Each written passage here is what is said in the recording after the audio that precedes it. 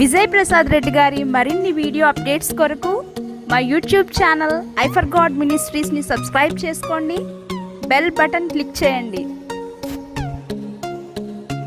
తలలో వంచి ప్రార్థనలో ఏకీభవించండి, ప్రార్థన చేసుకుందాం. ఆశ్చర్యకరుడా, ఆలోచనకర్త, సర్వ సృష్టికి ఆధారభూతుడు అయిన మా కన్న తండ్రి, ఈ దినపు ఆరాధనలో భాగంగా విలువైన మీ సత్యవాక్యంతో ఆత్మీయ సంబంధమైన ఆలోచనలతో మిమ్మల్ని ఆరాధించుటకు ఆత్మ సహవాసము గలవారమై తండ్రి మీ సన్నిధి కాంతిలో వర్ధిల్లుటకు మమ్మల్ని మీరు సమకూర్చిన విధానాన్ని బట్టి ఏమిచ్చి మీ రుణం తీర్చుకోగలం తండ్రి. ప్రభువా, మమ్మల్ని బలపరచండి, మీ కృపలో భద్రపరచండి తండ్రి. జ్ఞానము వివేకము మెండుగా మా అందరికీ అనుగ్రహించండి.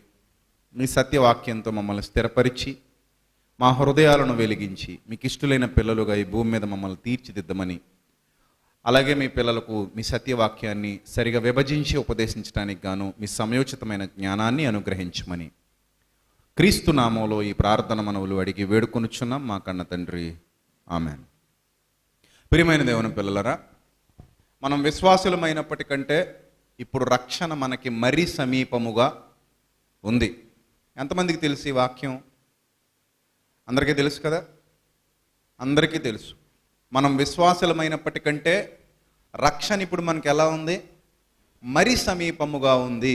ఈ విషయాన్ని బైబిల్ చాలా స్పష్టంగా తెలియజేసింది. మనం విశ్వాసులమైంది ఎప్పుడు అంటే బాప్తిస్మం పొంది, మారు మనసుతో కూడినటువంటి బాప్తిస్మం, పాపక్షమాపణ నిమిత్తం ఎప్పుడైతే ప్రభువును ఆశ్రయించి రక్షణ వాడలోనికి అనగా క్రీస్తు సంఘములోనికి మనం ఎప్పుడైతే ప్రవేశించామో అప్పటి నుంచి ప్రభు యొక్క దయలో, ప్రభు యొక్క కృపలో మనం అందరం వర్ధిల్లుతున్నాం. అప్పుడే మనం రక్షణలోనికి అడుగు పెట్టాం. మనం రక్షణలోనికి ప్రవేశించిన నాట కంటే కూడా ఉండే కొలది అంటే సమయం గతిస్తున్న కొలది రక్షణ మనకి మరీ సమీపం అవుతోంది. అంటే నిత్య జీవితం మనకి దగ్గర అవుతోంది. ఈ విషయాన్ని ప్రతి ఒక్కరు గుర్తుపెట్టుకోవాలి. మనం 20 ఏళ్ల క్రిందట ప్రయాణాన్ని ప్రారంభించాం అనుకోండి, ఇక కొద్ది రోజుల్లో చాలా తక్కువ టైంలో 20 ఏళ్ళు పట్టదు, ఇంకా తక్కువ టైంలోనే మనం గమ్యాన్ని ఏమైపోతాం? చేరిపోతాం. మనం ప్రయాణం 5 రోజులు అనుకున్నాం, 3 రోజుల పాటు ఆల్రెడీ ప్రయాణం అయిపోయింది. ఇంకెన్ని రోజులు మిగిలి ఉన్నాయి? 2 రోజులే. ఇంకా 5 రోజులు లేవు. ఇంకెన్ని రోజులు ఉన్నాయి? 2 రోజులే. ఇంకో 2 రోజులు మనం ప్రయాణం చేస్తే మనం ఎక్కడికి వెళ్ళిపోతాం? గమ్యాన్ని చేరుకుంటాం. అదేవిధంగా నా జీవితంలో కానివ్వండి, మీ జీవితంలో కానివ్వండి, ఇప్పటికే చాలా సంవత్సరాలు మనం ప్రయాణం ముందుకి కొనసాగించుకుంటూ వచ్చేసాం. ఇక కొంతకాలం ప్రయాణం చేస్తే చాలు, మనం ఎక్కడికి వెళ్ళిపోతాం? మన గమ్యస్థానానికి వెళ్ళిపోతాం. కానీ ఇక్కడ వచ్చిన చిక్కు ఏంటంటే, కొంతకాలం భక్తి జీవితం అలవాటైపోయేసరికి సాతాను మనుషుల్ని వెనక్కి లాగే ప్రయత్నం చేస్తాడు. ప్రారంభంలో ఉన్నటువంటి వేడి చల్లార్చేసి, ప్రారంభంలో ఉన్నటువంటి ఆ ఆసక్తిని చల్లార్చేసి జాగ్రత్తగా వెనక్కి తీసుకుని పోయే ప్రయత్నం చేస్తాడు. వాక్యానికి దూరం చేసే ప్రయత్నం చేస్తాడు. భక్తి జీవితంలో సన్నగిల్లిపోయేలా ప్రయత్నాలు ప్రారంభిస్తాడు. లోకాన్ని మనకి ఎరగా వేస్తాడు. ఆ ఎరలో చాలామంది చిక్కుకుపోతారు. భక్తుడైన దావీదు మరణించిన తర్వాత అతని కుమారుడు సొలొమోను రాజ్యానికి రాజుగా నియమించబడ్డాడు. సొలొమోను కూడా ఒడిదుడుకులతో కూడినటువంటి జీవితాన్ని అనుభవించాడు. చాలా ఒడిదుడుకులు అతని జీవితంలో ఎదురయ్యే ఎత్తుపల్లాలు ఉన్నాయి. అతని జీవితంలో పడిపోవటం, తిరిగి లేవటం, పడిపోవటం, తిరిగి లేవటం అన్నట్టుగా. ఆ తర్వాత రెహబాము పరిపాలన వచ్చింది. అబియా లాంటి రాజులు వచ్చారు. ఈ రాజులందరి పరిపాలనలో ఇశ్రాయేలీలు భ్రష్టు పట్టిపోయారు. ఉదయకాలంలో చెప్పాను, పురుషగాముల్ని ఏర్పరచుకుని, పురుషగాములు అధసూచి అంటారు సంస్కృతంలో, అలాంటి వారిని ఏర్పరచుకుని వాళ్ళతో నీచమైన కార్యక్రమాలు చేయటానికి వాళ్ళంతట వాళ్ళుగా ప్రేరేపించబడ్డారు, పురికొల్పబడ్డారు. ఈ విధంగా వాళ్ళు చేసినటువంటి ఆ కార్యక్రమాల వలన దేవుని ఉగ్రత వారి మీదకి వచ్చింది. అక్కడితో ఆగలేదు. చాలా భ్రష్టు పట్టిపోయిన కార్యక్రమాలు చేస్తూ బ్రతుకుతున్నటువంటి టైంలో ఆసా అనే ఒక రాజు మరలా ఇశ్రాయేలీలకు రాజు అయ్యాడు, రాజుగా మారాడు. ఈ ఆస అందరి జీవితాలు చూశాడు. అంటే పడిపోయిన వాళ్ళ జీవితాలు చూశాడు, నిలబడిన వాళ్ళ జీవితాలు చూశాడు. అప్పుడు ఎవరిని రోల్ మోడల్గా తీసుకున్నాడంటే దావీదు బెస్ట్. మా పితరుడైన దావీదు అయితే బెస్ట్, ఆయనలా జీవించి చచ్చిపోతే చాలు, ఇంకా అంతకుమించి మనకేమీ అవసరం లేదు. చాలా సందర్భాల్లో మనం కూడా ఇలా బ్రతికి చచ్చిపోతే చాలండి, నా కోరికలు ఎలా ఉన్నాయండి, ఆయనలా జీవించి చచ్చిపోతే చాలండి, ఆమెలా జీవించి చచ్చిపోతే చాలండి, ఇంకా అంతకుమించి నాకేం లేదు, వాళ్ళు వెళ్ళిన మార్గంలో నేను కూడా వెళ్తే చాలు, ఆ మార్గంలో వెళ్ళి లోకాన్ని విడిచిపెట్టేస్తే చాలు, ఇలాంటి పదప్రయోగాలు మనం కూడా చాలా సందర్భాల్లో చేస్తూ ఉంటాం. అలాగే ఆశా కూడా ఒక దావీదులా జీవించి చచ్చిపోతే చాలు అనుకున్నాడు. మంచిదే, అలాగే జీవితాన్ని ప్రారంభించాడు. సో అతని జీవితం ఎంత అద్భుతంగా ఉందో ఒకసారి మీరు దైవ గ్రంథంలో నుండి చూస్తే ప్రియులరా, దినవృత్తాంతాలు 2వ గ్రంథం 14వ అధ్యాయము 2వ వచనం నుంచి చూద్దాం. అందరూ కూడా మీ చేతిలో ఉన్నటువంటి జీవ గ్రంథాన్ని తెరిచి దినవృత్తాంతాలు 2వ గ్రంథం 14వ అధ్యాయము 2వ వచనం నుంచి జాగ్రత్తగా చూడాలి. ఆశ తన దేవుడైన యెహోవా దృష్టికి అనుకూలముగాను యథార్థముగాను నడిచిన వాడై పడగొట్టి పాడు చేసి పగులగొట్టి కొట్టివేయించి వారి పితరుల దేవుడైన యెహోవాను ఆశ్రయించుటకును ధర్మశాస్త్రమును బట్టియు విధిని బట్టియు క్రియలు జరిగించుటకును యోధా వారికి ఆజ్ఞాపించి ఉన్నత స్థలములను సూర్యదేవతా స్తంభములను యోధా వారి పట్టణములన్నిటిలో నుండి తీసివేశను. అతని ఏలుబడి యందు రాజ్యము నెమ్మదిగా ఉండెను. ఆ సంవత్సరములో అతనికి యుద్ధములు లేకపోవట చేత దేశములో నెమ్మది కలిగి ఉండెను. యెహోవా అతనికి విశ్రాంతి దయచేసి ఉండగా అతడు యోధా దేశమున ప్రాకారములు గల పట్టణములను కట్టించెను. బాగుంది కదా జీవితం, ఎంత అద్భుతంగా ఉంది జీవితం. దేవుని మీద ఆధారపడి జీవించేవాడు, దేవుని కొరకు బ్రతికేవాడు, దేవుని ఉద్దేశానుసారంగా బ్రతికేవాడి జీవితం ఎప్పుడు బాగుంటుంది. ఎందుకంటే ఒక విషయాన్ని మర్చిపోద్దు, మనకంటూ ఇంకా భూమి మీద చాలా బంధాలు అనుబంధాలు అవి ఇవి ఉన్నాయేమో కానీ దేవునికి నువ్వు తప్ప ఇంకెవ్వరూ లేరు. నీ మనసులో నీ భార్య ఉంటుంది, నీ పిల్లలు ఉంటారు, నీ భర్త ఉంటాడు, ఇంకొకరు ఉంటారు. కానీ దేవుని దృష్టిలో ఆయనతో సహవాసం చేస్తున్నప్పుడు నువ్వు మాత్రమే ఉంటావు. అలా నిన్ను ప్రేమించగలిగే సమర్థత ఎవరికి ఉంది? దేవునికి ఉంది. దేవుడు అంత శక్తిమంతుడు, పరిపూర్ణంగా నిన్ను ప్రేమించగలిగే శక్తిమంతుడు, పరిపూర్ణంగా నీ ప్రేమను అంటే నీ పట్ల తన ప్రేమను వ్యక్తపరచగలిగే శక్తిమంతుడు, నీకంటూ ఒక ప్రత్యేకమైన ప్రతిపత్తి కలిగి ఉండేలా చూసుకోగలిగే సమర్థుడు, అంతగా నిన్ను ప్రేమించగలిగేటువంటి వాడు ఆ పరలోకపు తండ్రి. ఆయన నీ మీద దృష్టి నిలిపినప్పుడు ఆయన కనుదృష్టి లోకమందంతటా సంచారం చేస్తుంది. ఎవరు ఆయన కొరకు బ్రతుకుతున్నారు, ఎవరు ఆయన ఇష్టాన్ని నెరవేరుస్తున్నారు, ఎవరు ఆయన మార్గంలో ఉన్నారు. ఆకాశ మహాకాశాలకు సృష్టికర్త ఆయన మార్గంలో నువ్వు ఉంటే నిన్ను విడిచిపెడతాడా? నీ చెయ్యి వదులుతాడా? నీ చుట్టూ ఆవరించి ఉంటాడు. అసలు ఈ రోజు వరకు మనం ప్రయాణం చేసుకుంటూ వచ్చామంటే దేవుని దయ లేకుండా రాగలమా? ఇక్కడ వరకు ఇన్ని సంవత్సరాల ప్రయాణం. నేను ప్రయాణం అనగానే ఈరోజు మీరు రాజమండ్రి వరకు మీరు చేసుకొచ్చిన ప్రయాణం గురించి మాట్లాడలేదు సుమా. ఇన్ని సంవత్సరాల మన జీవితకాల ప్రయాణంలో దేవుని సహాయం లేకుండా ఇక్కడ వరకు రాగలమా? రాలేం. ఎన్నో విషయాల్లో దేవుడు మనల్ని కాపాడుకుంటూ వచ్చాడు.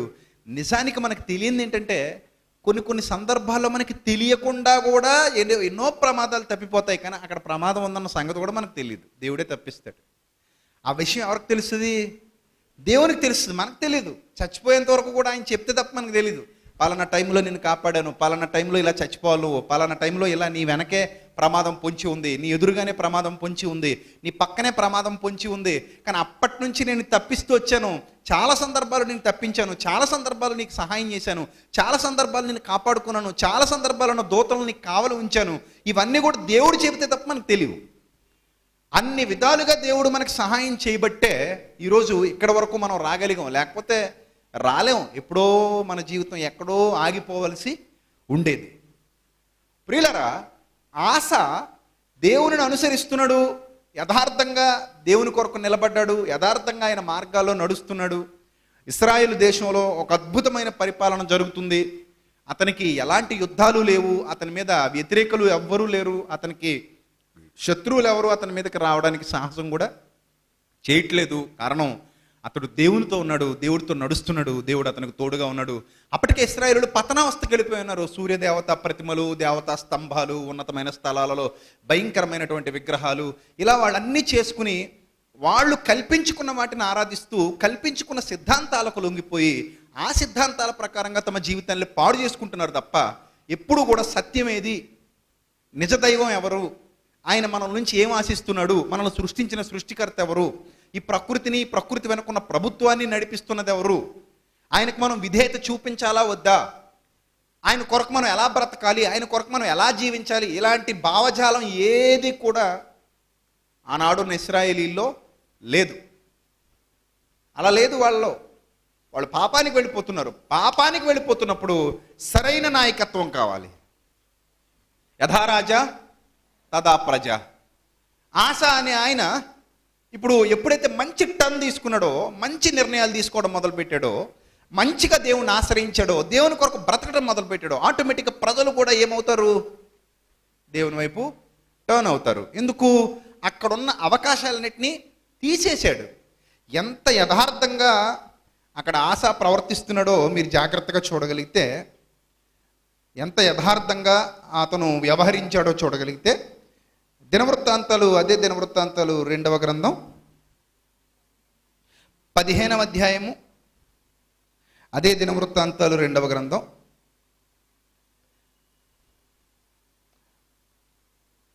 క్షమించండి 14వ అధ్యాయం 7 నుంచి చూద్దాం.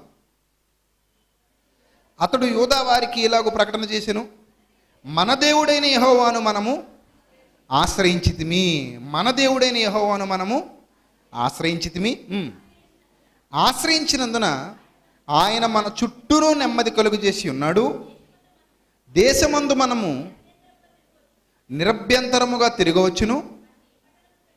మనము ఈ పట్టణములను కట్టించి వాటి ప్రాకారములను, గోపురములను, గుమ్మములను, ద్వారబంధములను అమర్చుదుము. కాగా వారు పట్టణములను కట్టి వృద్ధి నొందిరి. చూసారా, వారు పట్టణములను కట్టి ఏమయ్యారట? వృద్ధి నొందిరి. ఇక రాజుల గ్రంథంలో కూడా ఇదే విషయాన్ని జాగ్రత్తగా చూస్తే, రాజుల మొదటి గ్రంథం 15వ అధ్యాయము, రాజుల మొదటి గ్రంథం 15వ అధ్యాయము 12వ వచనాన్ని కూడా చూద్దాం. రాజుల మొదటి గ్రంథం 15వ అధ్యాయము 12వ వచనం. పురుషకాములను 11 ఆసా తన పితరుడైన దావీదు వలె యెహోవా దృష్టికి యథార్థముగా నడుచుకుని పురుషకాములను దేశములో నుండి వెళ్ళగొట్టి తన పితరులు చేయించిన విగ్రహములన్నిటినీ పడగొట్టెను.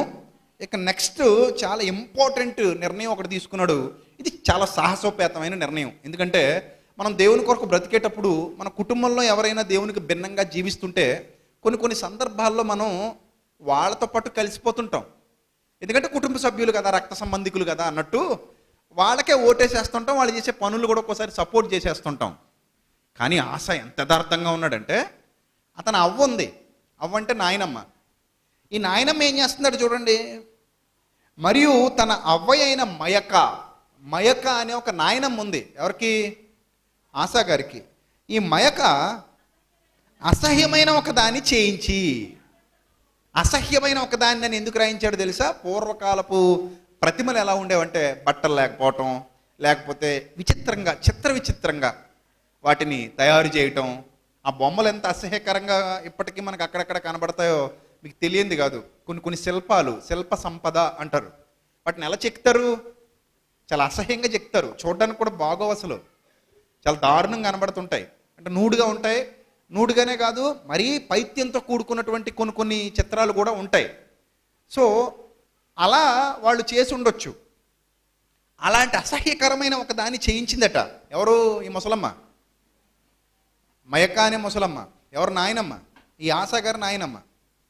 ఆవిడ చేయించి ఏం చేసింది? ఒకటి నిలబెట్టింది. దాన్ని చూశాడు. మా అమ్మమ్మ చేయించింది, లేదా మా నాయనమ్మ చేయించింది, దీన్ని మనం ముట్టుకోకూడదని అనుకోలే. దాన్ని చూడగానే ఇది దేవునికి విరుద్ధమైన చర్య.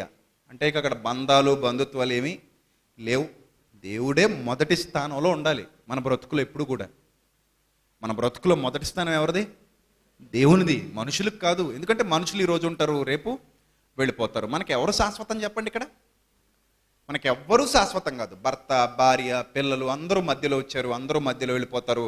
మన ప్రారంభం దేవుడు, మన ముగింపు దేవుడు, మన ఆది దేవుడు, మన అంతం దేవుడు, మన నిత్యం దేవుడు, మన నిత్య జీవితం దేవుడు, మనకు సమస్తము అనుగ్రహించిన వాడు దేవుడు, మనల్ని కన్నవాడు దేవుడు, మన తండ్రి దేవుడు. ఆయనే మనకు ఆధారభూతుడు. ఆయన తప్ప మనకు వేరే మార్గం లేదు. సో ఇక్కడ నాయనమ్మని దృష్టిలో పెట్టుకుంటే కుదరదు. ఇంకా నాయనమ్మ ఫీల్ అవుద్దేమో, అది ఒక్కటి వదిలేద్దాంలే అనుకుంటే కుదరదు. అది నాయనమ్మకి పైత్యం ఎక్కువ. బాగా అసహ్యకరమైంది చేయించిందట. చూడడానికి కూడా బాగోలేదనమాట. అది బాగా అసహ్యకరమైంది. అలాంటి అసహ్యకరమైనది ఒక విగ్రహం చేయించి ఆ దేవతా స్తంభాన్ని ఒకదాన్ని నిలబెట్టింది. ఆశ ఆ విగ్రహాన్ని చిన్న భిన్నములుగా కొట్టించి కిద్రోను వాగు దగ్గర ఆ వారనే దాన్ని కాల్చేసి, రెండో నిర్ణయం, చాలా సాహసోపేతమైన నిర్ణయం, నువ్వు పట్టపు దేవిగా ఉండే అర్హత కోల్పోయావు. ఆమె పట్టపు దేవి కాకుండా ఆమెను తొలగించేశాడు. పట్టపు దేవి తెలుసు కదా మీకు, పూర్వకాలంలో ఉంటారు రాజమాతలు అంటారు, వాళ్ళకి చాలా గౌరవం. రాజమాత అంటే మామూలుగా ఉండదు. రాజమాత ఏదైనా చెప్పిందా, ఇంట్లో ఉన్న ఆడవాళ్ళందరూ దాన్ని ఏం చేయాలి? ఖచ్చితంగా ఫాలో అవ్వాలి. ఒక రకంగా చెప్పాలంటే హోమ్ మినిస్టర్ అండి, only for ladies, ladies minister. ఎక్కడ? రాజ్యంలో, సంస్థానంలో, అంతఃపురంలో పెద్ద తలకాయ.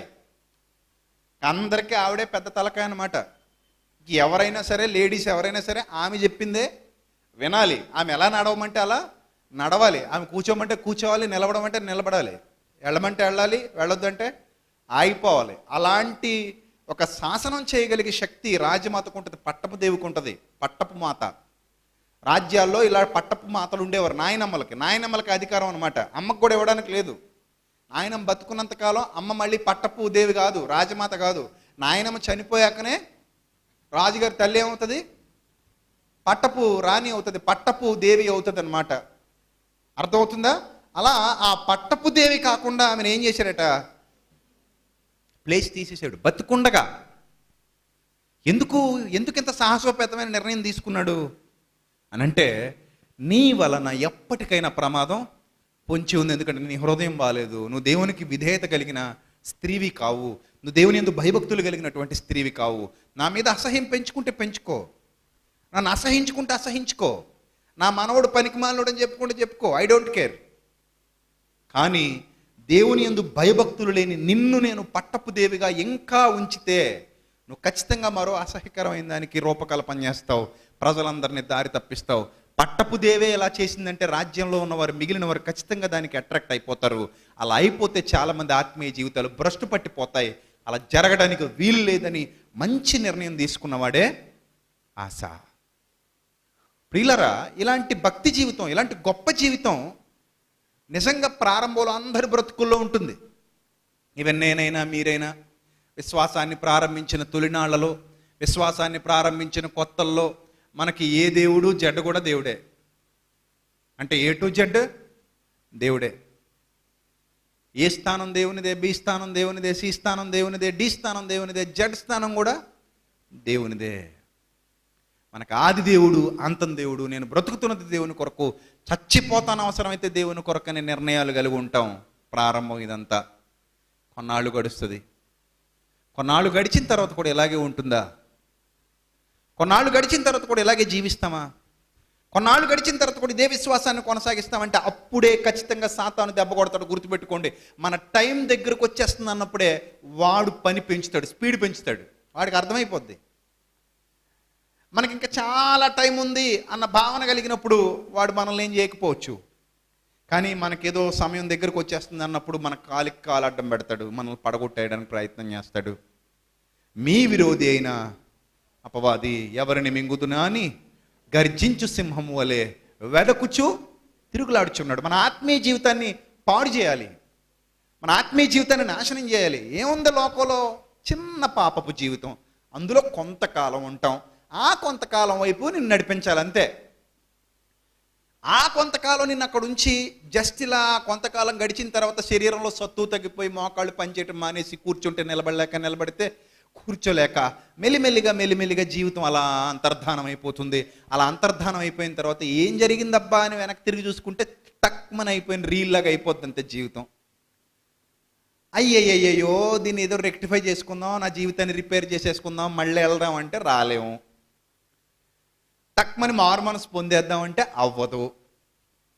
సో ఇక్కడ మనం ఎంత కేర్ఫుల్గా ఉండాలో దేవుని వాక్యం చాలా స్పష్టంగా తెలియజేస్తుంది మనకి. ఆశా గారి లైఫ్ చాలా వండర్ఫుల్గా ఉంది కదా. ఇలా ఉంటే చాలు, ఇంతకంటే ఏం కావాలండి? దేవుని ఆశ్రయించాడు, ప్రజలందరికీ తెలియజేస్తున్నాడు. ఇంత సాహసోపేతమైన నిర్ణయాలు. నానమ్మను కూడా పట్టించుకోలేదు. చేసింది తప్పు అయితే తప్పుగానే దాన్ని పరిగణించాడు, ఖండించాడు, దానికి ప్రత్యామ్నాయం ఆలోచించాడు, పట్టపు దేవిగా తొలగించేశాడు, ఆ పోస్ట్ మరొకరికి ఇచ్చేశాడు.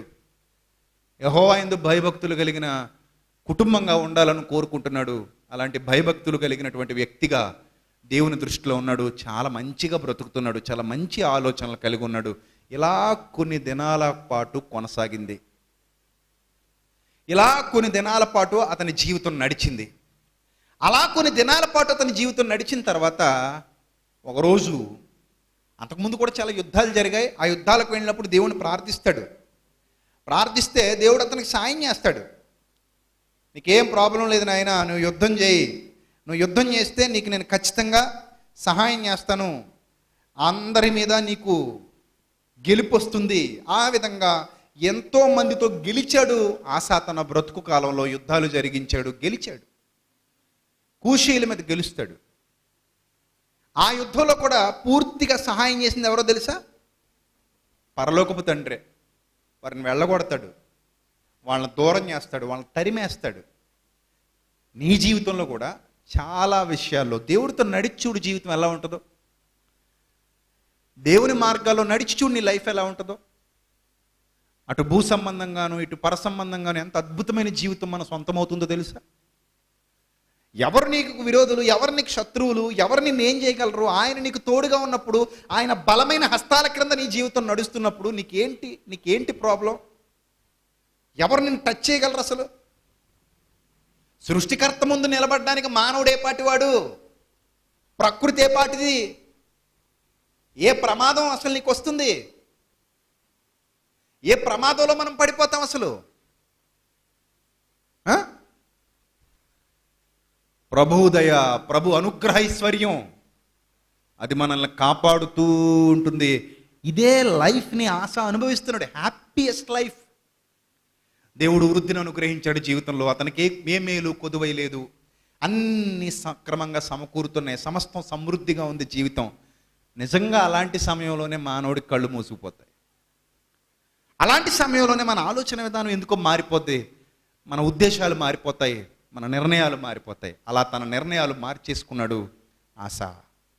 సడన్గా అతని మీదకి ఒకడు యుద్ధానికి వస్తున్నాడు. చూడండి, దినవృత్తాంతాలు 2వ గ్రంథం,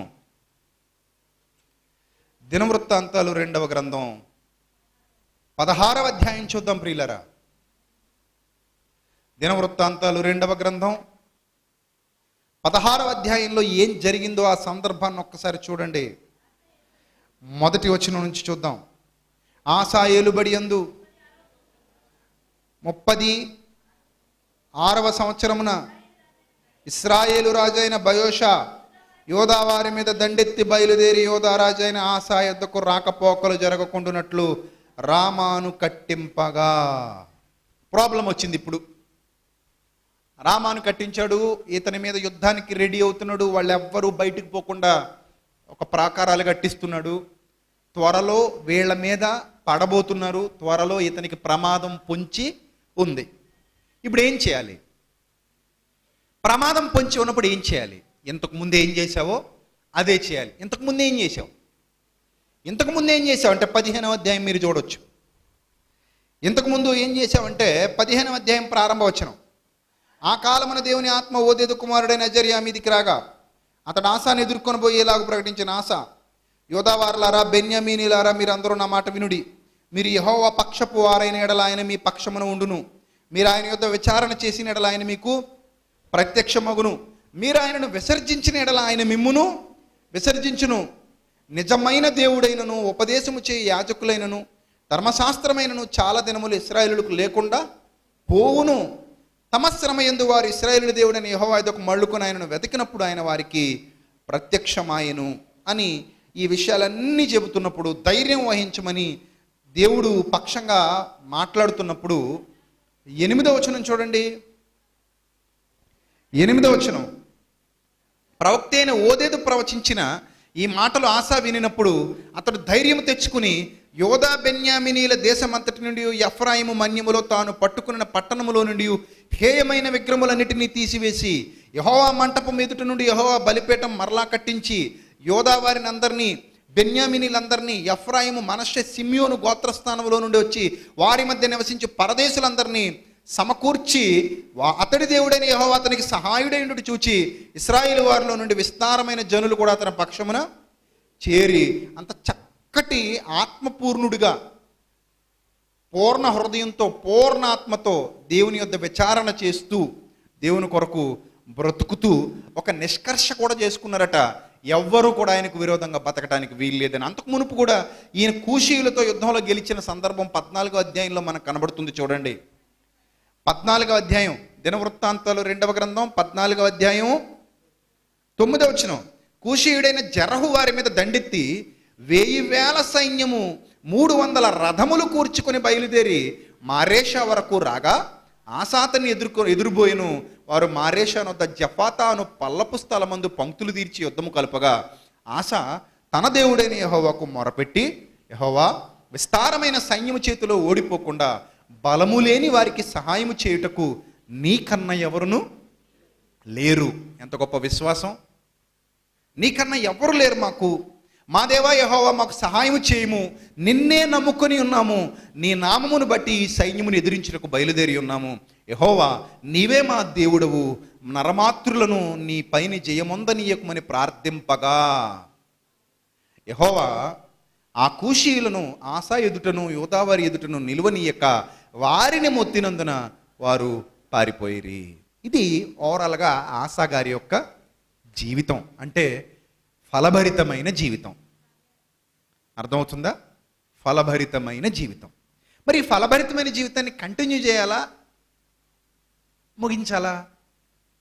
కంటిన్యూ చేయాలి కదా. మనం ఓడలో ప్రయాణం చేసుకుంటూ వెళ్తున్నామండి. చక్కగా ఉంది ఓడ, ఏ విధమైన ఇబ్బంది లేదు, ప్రయాణం సాగిపోతుంది. గుణపం తెచ్చి అడుగు బాగానో పోటు పొడిచావనుకో, ఏమనాలి ఇప్పుడు నిన్ను? చక్కగా ప్రయాణం సాగుతున్నప్పుడు ఎవరైనా ఓడకు చిల్లు పెడతారా? కన్నం పెడతారా? పెట్టరు. నావికుడు చక్కగా నీకు ఏ ప్రాబ్లం లేకుండా ఓడ నడిపించుకుంటూ తీసుకెళ్తున్నప్పుడు నీకేంటి భయం? నీకెందుకు సొంత నిర్ణయాలు? నువ్వెందుకు సొంతంగా ఆలోచించటం? దేవుని మీద ఆధారపడడం మానేసి. అక్కడ ఆశ చాలా పెద్ద తప్పు చేశాడు ప్రియులారా. ఇప్పుడు అతని మీదకి ఇశ్రాయేల్ రాజు యుద్ధానికి వచ్చాడు.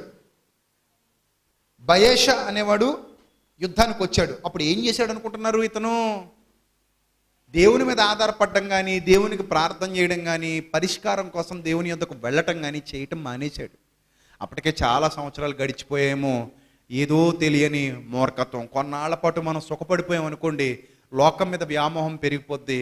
మనకేదో వెనకాల ధనమో లేకపోతే ఆస్తులో అంతస్తులో పెరిగిపోయేసరికి, దేవుడు మనకు అన్ని సమృద్ధిగా ఇచ్చేసరికి మనం ఏమనుకుంటాం తెలుసా? నా మీద నేను ఆధారపడాలి, నా బలాన్ని నేను చూసుకోవాలి, నా బలాన్ని బట్టి నేను అతిశయించాలి, అవే నన్ను కాపాడతాయి అనుకుంటాం. కానీ ఒక సూత్రం మర్చిపోద్దు, నిత్య జీవిత సూత్రం. వెండి బంగారములు మానవుని రక్షింప జాలవు. నీ ఐశ్వర్యము నిన్ను కాపాడనేరదు. నీకున్న ధనం, నీకున్న పలుకుబడి, నీకున్న జనబలం ఏది కూడా ఉగ్రత దినమున నిన్ను రక్షించలేవు. అవి నీ అక్కరకు రావు. ఆస్తి అక్కరకు రాదు. అవన్నీ చూసుకుని మురిసిపోవడం అనేది మన జీవితంలో ఒక భయంకరమైన ఆత్మీయ రోగం.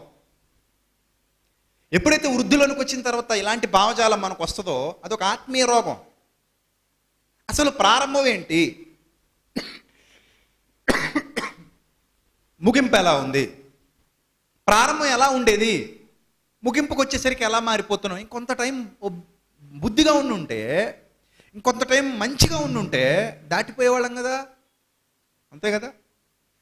ఈ చరిత్ర చదివినప్పుడు మనకు అదే అనిపిస్తుందండి. ఆశ చరిత్ర చదివినప్పుడు అరే రే రే ఫస్ట్లో ఎలా స్టార్ట్ చేసావు, లాస్ట్లో ఎండింగ్ ఏంటి ఎలా ఉంది. ఎండింగ్ ఎప్పుడు బాగుండాలండి. ఎండింగ్ ఎప్పుడు విషాదాంతంగా ఉండకూడదు, సుఖాంతం ఉండాలి.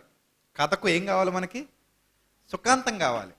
విషాదాంతం ఉందనుకోండి, మనకు కథ నచ్చుతుందా? నచ్చదు. మీకు చూడండి కావాలంటే తెలుగు సినిమాల్లో హీరోలు చచ్చిపోయిన సినిమాలు పెద్దగా ఆడవు. హీరో చచ్చిపోవడం మనకి ఇష్టం ఉండదు, హీరోయిన్ చచ్చిపోవడం మనకి ఇష్టం ఉండదు. మనకి ఎవరు చచ్చిపోవాలంటే విలన్ చచ్చిపోవాలి. విలన్ అయితే ఎలా చచ్చిపోయినా పర్లేదు, మనకి హీరో మాత్రం బాగుండాలి, హీరోయిన్ బాగుండాలి. అప్పుడే మనకి ఈ సినిమా ఏమవుతుంది, హిట్ అవుతుంది అనమాట. పూర్వం నుంచి ఇదే ఫార్ములా. ఎప్పుడో ఇంకా తప్పని పరిస్థితుల్లో, అది కూడా ఫస్ట్ నుంచి ఏదో అది కథకి గిట్టుబాటు అయితేనే తప్ప హీరో చచ్చిపోడంటే మనకు మనసు ఎలా ఉంటుంది? అరే రే రే రే చక్కగా ఉన్న కుటుంబం హాయిగా బతికితే బాగుండు కదా అనిపిస్తుంది మనసుకి కదా. మరి మన కథ విషయంలో విషాదాంతం కావాలా, సుఖాంతం కావాలా? సుఖాంతమే కావాలండి, విషాదాంతం కాకూడదు. అర్థమవుతుందా? ఇప్పుడు ఆశా గారి జీవితంలో ఏం జరిగిందంటే, అన్నీ బాగున్నాయి, అన్నీ వచ్చాయి, అన్నీ వచ్చిన తర్వాత ఆలోచనలు మారిపోయాయి. ఇప్పుడు ఏం చేయాలి అని నిర్ణయం తీసుకుని ఏం చేశాడో తెలుసా? దేవుని మందిరంలో ఉన్న వెండి బంగారం అయి పడిందండి కన్ను, తన కన్ను. మొత్తం ఈ ఖజానాలో ఉన్న సొమ్మిచ్చేస్తే వాడు వెనక్కిపోతాడు కదా. ఇంకా దేవునికి ప్రార్థన చేయడం ఎందుకు, ఆయన్ని ఆశ్రయించడం ఎందుకు, ఆయన సహాయం కోరటం ఎందుకు? మన దగ్గర బోళ్ళంత బంగారం ఉంది కదా. ఇప్పుడు దేవుని సహాయం మనకెందుకు, మన దగ్గర బోళ్ళంత డబ్బు ఉంది కదా. గుర్తుపెట్టుకోండి, డబ్బుతో నువ్వు ఆపరేషన్లు చేయించుకోగలవేమో కానీ ప్రాణాన్ని తెచ్చుకోలేవు. డబ్బుతో నువ్వు మందులు, టానిక్లు, ఇంజక్షన్లు కొనుక్కోగలవేమో కానీ తిరిగి మంచం దిగి బయటికి వెళ్ళలేవు. కొన్ని సందర్భాల్లో డాక్టర్లే అందరూ కలిసి కూర్చొని ఏమంటారు తెలుసా? ఐఎమ్ సారీ బ్రదర్, చాలా ట్రై చేశాం బ్రదర్, మా వల్ల కాలేదు. ఒకవేళ ఇంకా కొన ఊపిరితూ ఉంటే కనుక మీ ఇష్టదైవాన్ని మీరు ప్రార్థించుకోండి, మీ దేవుణ్ణి మీరు అడగండి, మేమేమీ చేయలేము అంటారే. అరుణ్ జైట్లీ కంటే గొప్పవాళ్ళమా మనం? డాక్టర్లు చాలా ట్రై చేశారు, ఢిల్లీలో వైద్యులు. బ్రతికాడా ఆయన? బ్రతకలా, వెళ్ళిపోయాడు. సో మన దగ్గర ఎన్ని కోట్లు ఉంటే మనం బ్రతుకుతాం చెప్పండి? బంగారం రేటు బాగా పెరిగిందట. ఎంత ఉంటే మనకు ఉపయోగం? ఇంచుమించు 40,000 అయిపోయింది అంటున్నారు. ఎన్ని కేజీలు ఉంటే మనం బ్రతుకుతాం బంగారం? ఎంత వెండి ఉంటే మనం బ్రతుకుతాం? ఎన్ని 2,000 రూపాయల నోట్లు ఉంటే మనం బ్రతుకుతాం? కొత్త నోట్లు. ఎన్ని భూములు ఉంటే మనం బ్రతుకుతాం? ఎన్ని ఆస్తులు ఉంటే మనం బ్రతుకుతాం? ప్రియులారా, ఇవేవి మనకు శాశ్వతం కాదు, ఒక్క దేవుడు తప్ప. ఒక్క దేవుడు తప్ప ఇవేవి మనకు శాశ్వతం కాదు. కానీ మనిషి ఏంటంటే పిచ్చోడు. ఇవన్నీ వచ్చేసరికి దేవుడితో పనే ఉందలే, ఇవి చాలనుకుంటాడు. పిచ్చోడు మనిషి. అవేవి లేనప్పుడు మాత్రం దేవుడు కావాలనిపిస్తుంది. అవన్నీ వచ్చిన తర్వాత ఇవి ఉంటే చాలే, మనకి ఏ ప్రాబ్లం అయినా సాల్వ్ అయిపోద్ది అనుకుంటాం. నో, డబ్బు వల్ల అన్నీ సాధ్యం కావు. డబ్బుతో నువ్వు అన్నీ చేయలేవు, డబ్బుతో నువ్వు అన్నీ కొనలేవు, డబ్బుతో నువ్వు అన్నీ సాధించలేవు. అర్థమవుతుందా? దేవుని సహాయం లేకుండా భూమి మీద నుంచి మనిషి ఎక్కడికి వెళ్ళలేడు, ఏమీ చేయలేడు. అది మనిషి గుర్తించుకోవాలి. మొదటి జ్ఞానం ఇది, మనిషి తెలుసుకోవాల్సిన ప్రాథమిక జ్ఞానం ఇది. అన్నీ బాగున్నాయి, యుద్ధం జరుగుతుంది, ప్రమాదం దగ్గరకు వచ్చినప్పుడు ఏం చేశాడు తెలుసా? వెండితో కొనేద్దాం అనుకున్నాడు, బంగారంతో పని అయిపోద్ది అనుకున్నాడు. పని అయిపోయింది, ఇతని పని కూడా అయిపోయింది. నిజంగానే అతను అనుకున్నట్టు పని అయిపోయింది. వాడు మానవుడే కదా, బయేషా అనేవాడు.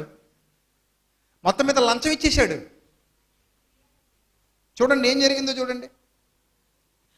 ఆసా యెహోవా మందిరమందున్న రాజనగరనందున్న బొక్కసములో నుండి వెండి బంగారములు తీసి దమస్కులో నివాసము చేయు సిరియా రాజుకు బెన్హదదు నొద్దకు దూతల చేత పంపించి నా తండ్రికి నీ తండ్రికి కలిగి ఉన్నట్టు నాకు నీకు సంధి కలిగి ఉన్నది. వెండిని బంగారమును నీకు పంపి ఉన్నాను. సిరియా రాజుకు బంగారాన్ని పంపిస్తున్నాడు. అంటే మరొకడి ఆశ్రయం పొందుతున్నాడు. ఎవరిని ఆశ్రయిస్తున్నాడు అంటే ఇక్కడ మనుషుల్ని ఆశ్రయిస్తున్నాడు. డబ్బుతో పని అయిపోద్ది, మనం మనుషుల్ని సంపాదించుకుందాం, మనకి బెటాలియన్ కావాలి, ఈ వచ్చిన శత్రువుతో యుద్ధం చేయడానికి మనకి వేరే వాడి సపోర్టు కావాలి అని సిరియా రాజుతో సంబంధం కుదుర్చుకున్నాడు. ఇశ్రాయేలు రాజు అయిన బయషా నన్ను విడిచి ఆవలికి పోవునట్లుగా నీవు అతనితో చేసిన సంధిని భంగము చేయమని వర్తమానము చేసెను. బెన్హదదు రాజు అయిన ఆసా మాట అంగీకరించి తన సైన్యముల అధిపతులను ఇశ్రాయేలు వారి పట్టణముల మీదకి పంపగా వీరి యోనును దానును అబెల్మాయిమును నఫ్తాలి ప్రదేశంలోకి చేరిన పట్టణములను కొట్లను కొలపెట్టి బయషా అది విని రామాను ప్రాకారములతో కట్టించటం మానేసి తాను చేయించిన పని చాలించాడు. అంటే ఇతనికి నష్టం కలుగుతుంది, అతనికి డబ్బులు ఇచ్చి కొనేశాడు, ఇతనికి నష్టం కలుగుతుంది, అతని సపోర్ట్ ఇతనికి ఆగిపోయింది, అతని సపోర్ట్ మరలా ఇతనికి వచ్చింది. ఇదంతా ఒక గేమ్ అనమాట, రాజకీయ వ్యూహం అంటారు దీన్ని. ఆ వ్యూహం చేసినాడు, డబ్బులు ఖర్చు పెట్టాడు, ఆ బంగారం యెహోవా మందిరం ముందు ఉన్న రాజనగరం ఉన్న బొక్సులోని వెండి బంగారం తీసేసాడు, ఆ రాజుకి పంపించేశాడు. అక్కడితో అతని ప్రాబ్లం ఏమైపోయింది? సాల్వ్ అయిపోయింది. చూడండి ప్రాబ్లం ఎంత ఈజీగా సాల్వ్ అయిందో చూడండి. అయితే అప్పుడు రాజైన ఆస యోధా వారిని అందరినీ సమకూర్చి మీరు పోయి బయషా కట్టించుండిన రామా పట్టణం రాళ్ళు దోలాలు తీసుకుని వచ్చిరి. వాటితో ఆస గెబను మిస్పాను ప్రాకారపురములు కట్టించాను. అప్పుడు 7వ వచనంలో దీర్ఘదర్శి అయిన హనాని ఆసా యొద్దకు వస్తాడు. హనాని అంటే దీర్ఘదర్శి. దీర్ఘదర్శి అంటే అర్థం ఏంటి? దీర్ఘదర్శి అంటే అర్థం ఏంటి? భవిష్యత్తును చూసేవాడు, భవిష్యత్తును ఎరిగినవాడు. ఎలా ఎరుగుతాడు? ఓన్గా కాదు సుమా. దీర్ఘదర్శి అనగానే భూతద్దం బ్యాచ్ అనుకోకండి. భూతద్దంలో ఏం కనబడవు, మామూలు చేయి కొంచెం పెద్దగా కనబడద్దు అంతే. మనం శత్వరం కళ్ళజోళ్ళు పెట్టుకుంటాం కదా, మనం కూడా భూతద్దాల కళ్ళజోళ్ళే ఉంటాయి. మామూలు చిన్న అక్షరం ఎలా కనబడుద్ది మనకి? కొంచెం పెద్దగా కనబడుద్ది. వీడికి కూడా భూతద్దం పెట్టి చూస్తే చేతిలో ఉన్న రేఖలు చిన్నగా ఉండేవి ఎలా కనబడతాయి? కొంచెం పెద్దగా కనబడతాయి అంతే, అంతకు మించి తేడా ఏమీ లేదు. జీవితం ఏం కనబడదు, రేఖలు కనబడతాయి అంతే కొంచెం పెద్దగా, తప్ప భవిష్యత్తు ఏం కనబడదు. భవిష్యత్తు చెప్పాలంటే ఎవరు చెప్పాలి? దేవుడు చెప్పాలి. ఈ దీర్ఘదర్శి హనాని నీవు నీ దేవుడైన యెహోవాను నమ్ముకొనక దేవుని మీద ఆధారపడటం మానేసి సిరియా రాజును నమ్ముకుంటివే అన్నాడు. నిజంగా గుర్తుపెట్టుకోండి, దేవుని స్థానాన్ని ఎవరికైనా ఇస్తే ఆయన చాలా బాధపడిపోతాడు. అర్థమవుతుందా? నేను ఆయన నమ్ముకోవట్లేదు, వేరే మనిషిని నమ్ముకున్నాను అన్నావు అనుకో, ఆయన చాలా బాధపడతాడు. ఎందుకంటే దేవుడు పూర్తిగా నిన్ను కాపాడాలని, నిన్ను రక్షించాలని, నువ్వు తన కుమారుడు అని, నువ్వు తన సొత్తు, తన కుమార్తె అని భావిస్తున్న తరుణంలో ప్రభువా నీ వల్ల కాదేమో, నేను ఎవడో బాడీ బిల్డర్ని చూసుకున్నాను, నీ వల్ల కాదేమో ప్రభువా నేను వెండిని ఆశ్రయిస్తాను, నీ వల్ల కాదేమో ప్రభువా నేను బంగారాన్ని ఆశ్రయిస్తాను, నీ వల్ల కాదేమో ప్రభువా నేను ఇంకేదో ఆప్షన్ వెతుక్కుంటాను అని అంటే సృష్టికర్త చాలా బాధపడతాడు. ఎందుకంటే నీ పూర్ణ హృదయంతో నువ్వు ఆయనను అనుసరించాలి. ఇది దేవుని యొక్క విధి. ఆయన కంటే గొప్పగా నిన్ను కాపాడగలిగే వాళ్ళు ఈ ప్రపంచంలో ఎవ్వరూ లేరు. అది మర్చిపోయాడు. అతను అంటున్నాడు, నువ్వు యెహోవాను నమ్ముకొనక సిరియా రాజును నమ్ముకుంటువే. సిరియా రాజు యొక్క సైన్యము నీ వశము నుండి తప్పించుకొని పోయిను. బహువిస్తారమైన రథములు గుర్రపు రౌతులు గల కూషీలను లూబీలను గొప్ప దండే వచ్చిరి కదా. అయినను నీవు యెహోవాను నమ్ముకునినందున ఆయన వారిని నీ చేతికి అప్పగించాడు కదా. గతాన్ని మర్చిపోయావా? గతాన్ని మర్చిపోయావా? వీళ్ళు గొప్ప, వాళ్ళు గొప్ప. యెహోవా ఎవరినైతే తరిమాడో వాళ్ళే గొప్ప. అలాంటి వాళ్ళనే తరిమినప్పుడు వీళ్ళ గురించి ఎందుకు నువ్వు నీ మీద ఆధారపడ్డావు? నిన్ను నువ్వెందుకు నమ్ముకున్నావు? నీ స్వబుద్ధిని ఎందుకు ఆధారం చేసుకున్నావు? యెహోవాను ఆశ్రయించలేదు. తప్పు కదా అని చెప్తున్నాడు. అప్పుడు అంటాడు, చాలా ఇంపార్టెంట్ విషయం చెప్పాడు ప్రియులారా. 9వ వచనం అందరూ కూడా రాసుకుండది. అది చాలా అద్భుతమైన విషయం మన ఆత్మీయ జీవితాలకు. ఏమంటారో తెలుసా? తన ఎడల యథార్థ హృదయము గల వారిని బలపరుచుటకై. ఇది మీకు, నాకు, మనందరికీ వర్తిస్తుంది ఈ మాట. మనందరికీ వర్తిస్తుంది ఈ మాట. ఇప్పుడు ఈ క్షణంలో నువ్వు నిర్ణయం తీసుకో, ఆయన ఎడల యథార్థ హృదయం కలిగి జీవించు. నిన్ను బలపరుచుటకు యెహోవా కనుదృష్టి లోకమందంతటా సంచారము చేయుచున్నది. పైనుంచి లైట్లు తిరుగుతూ ఉంటాయి, పైనుంచి లైట్లు పడతా ఉంటాయి. ఎందుకు లైట్లు? సెర్చింగ్ లైట్స్ అంటారు వాటిని. ఎందుకు సెర్చింగ్ లైట్స్? ఎవరైనా ఉన్నారేమో, ఎవరైనా వస్తున్నారేమో అని సెర్చ్ చేస్తుంటాయి లైట్లు. పెద్ద లైట్ తిరుగుతూ ఉంటుంది రిస్ట్రిక్టెడ్ ఏరియాస్లో. అలాగే ఆకాశం నుండి దేవుని కనుదృష్టి లోకమందంతటా సంచారం చేస్తుంది. ఇప్పుడు ఆ లైటింగ్ అందరి మీదకి వస్తుంది. ఎవరైనా ఉన్నారా నా ఎడల యథార్థ హృదయం గల ఆమె? ఎవరైనా ఉన్నారా నా యథార్థ హృదయం కలిగిన వ్యక్తి? ఎవరైనా ఉన్నారని అలా ఆయన కనుదృష్టి లోకమందంతటా ఫోకస్ అవుతుంది, సంచారం చేస్తుంది, సెర్చ్ అవుతుంది, సెర్చ్ చేస్తుంది. అప్పుడు టక్మన్ నువ్వు కనబడాలి. అర్థమవుతుందా? నువ్వు కనబడాలి. ఎప్పుడైతే నువ్వు కనబడ్డావో, ఆ కనుదృష్టి ఎప్పుడైతే, ఆ అనుగ్రహం ఎప్పుడైతే నీ మీదకి వచ్చిందో, దేవుడు నిన్ను బలపరుస్తాడు. దాన్ని మించిన బలం ఈ ప్రపంచంలో ఎక్కడ లేదు ప్రియులారా. తన ఎడల యథార్థ హృదయము గల వారిని బలపరుచుటకై యెహోవా కనుదృష్టి లోకమందంతటా సంచారము చేయుచున్నది. ఈ విషయమందు నీవు మతి తప్పి ప్రవర్తించితివి అంటాడు. చూడండి ఆ మాట ఎంత గాఢంగా ఉందో చూడండి. నీ మైండ్ పోయిందా? మెంటలా? నీకేమైనా నువ్వేనా పాగలు కానివా? ఎందుకు ఇలా పిచ్చి పని చేశావు? నీ మతి తప్పిపోయింది. మతి తప్పి ప్రవర్తించితివి కనుక ఇది మొదలుకొని నీ బ్రతుకంతా యుద్ధాలే. ఇప్పుడు ఎంత వెండి తెస్తావుతే తీసుకో, ఇప్పుడు ఎంత బంగారం తీసుకొస్తావు తీసుకురా, ఎవరికి ఎన్ని లంచాలు ఇస్తావు ఇవ్వు, ఎవరితో ఆధారపడి ఎవరితో సంధి కుదుర్చుకో, ఏ అన్యజనుడు కాళ్ళు పెట్టుకుంటా పట్టుకో. డబ్బు లేదా వెండి లేదా బంగారం, ఎవడో మనిషి, వీటిని నమ్ముకున్నావు కదా. వెళ్ళు, నీ ఓపిక ఎంత తెచ్చుకో. మన వల్ల అవ్వదండి దేవుడు అలాంటి డెడ్ లైన్ పెడితే. సాధారణంగా డాక్టర్ల దగ్గరికి వెళ్ళినప్పుడు అంటాం ఎంతైనా పర్లేదని అంటాం. ఎంతైనా అంటే లిమిట్ లేదా? డాక్టర్ అనుకుంటాడు ఇది చాలా ఉంది అనుకుంటాడు. వాస్తవానికి ఉండొచ్చు, నో లిమిట్. మన మైండ్లో అప్పటికి ఏమనిపిస్తుంది అంటే ఎంతైనా పర్లేదండి అన్నాం కదా, నో లిమిట్ అని మన మైండ్కి అనిపిస్తుంది. కానీ ప్రతిదానికి ఒక లిమిట్ అనేది ఉంటుంది. నో లిమిట్ అనేవాడు ఎవడూ లేడు. అనిల్ అంబానీ గారికి కూడా, లేకపోతే లక్ష్మీ మిట్టల్ గారికి కూడా, లేదా బిల్ గేట్స్కి కూడా లిమిట్ ఉండదా? నెంబర్ పెద్దది ఉంటుంది అంతే. కానీ ఆ నెంబర్కి కూడా ఏముంటుంది? There is ending. ఖచ్చితంగా ఉంటుంది, ఒక ఎండింగ్ ఉంటుంది. మనం మాట వరుసకు అంటాం నో లిమిట్ అంటాం. అది మన అహంకారం కావచ్చు, అది మన పొగరు కావచ్చు. దేవుడు ఆ లిమిట్ దాకా కూడా తీసుకెళ్ళిపోగలడు అవసరం అయితే. అప్పుడేమంటాం మరి? నా దగ్గర 10 కోట్లు ఉన్నాయి కాబట్టి అన్నాను అనుకో, నేను 9,99,99,999 తీసుకెళ్ళి ఇప్పుడు చెప్పరా బేటా అన్నాడు అనుకో, ఏమంటావు? ప్రభువా రూపాయి ఉంది ప్రభువా, 1 రూపాయి ఉంది ప్రభువా. మళ్ళీ అలా తిరిగి ఇలా తిరిగి వైకుంఠపాళిలో పాము దగ్గరికి వచ్చేసినట్టు, పాము మింగేస్తే కోతి దగ్గరికి వచ్చినట్టు ఒకటిలోకి అటు తిరిగి ఇటు తిరిగి మళ్ళీ ఇక్కడికి వచ్చాను ప్రభా రూపాయి దగ్గరికి అంటావు తప్ప నో లిమిట్, ఎంతైనా పర్లేదు అని అనగలవా? అనలేమండి. దేనికైనా ఒక లిమిట్ ఉంటుందండి. మన కోట్లు మనల్ని ఏం రక్షించలేవు, మన లక్షలు మనల్ని ఏం కాపాడలేవు. ఆ ప్రపంచంలో వదిలేసిపోయిన రాజుల ధనం రాళ్లపాలన్నారు కదా, వాళ్ళకంటే గొప్పలు మనం.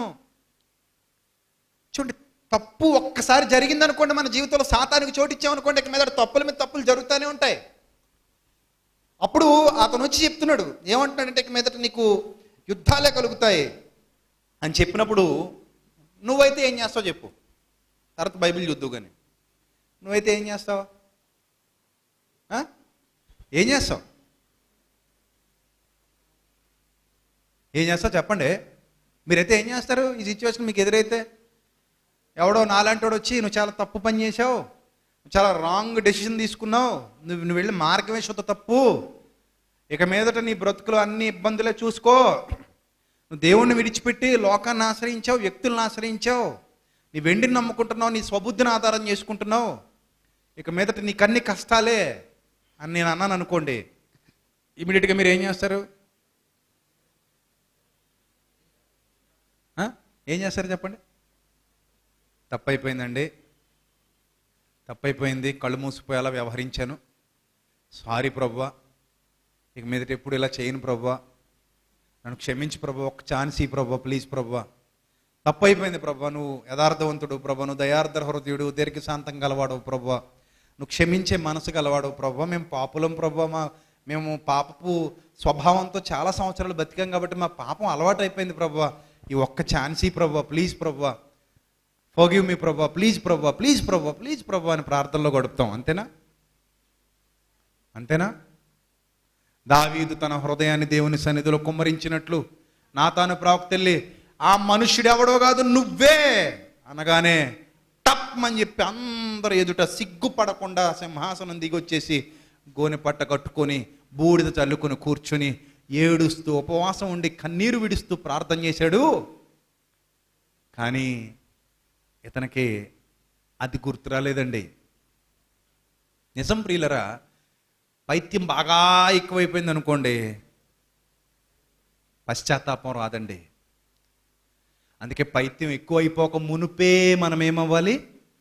జాగ్రత్త పడాలి. గుర్తుపెట్టుకోండి, పైత్యం బాగా ఎక్కువైపోతే పశ్చాత్తాపం రాదు, మారు మనస్సు రాదు, తగ్గింపు రాదు, దేవుని పాదాల మీద పడాలన్న ఆలోచన రాదు.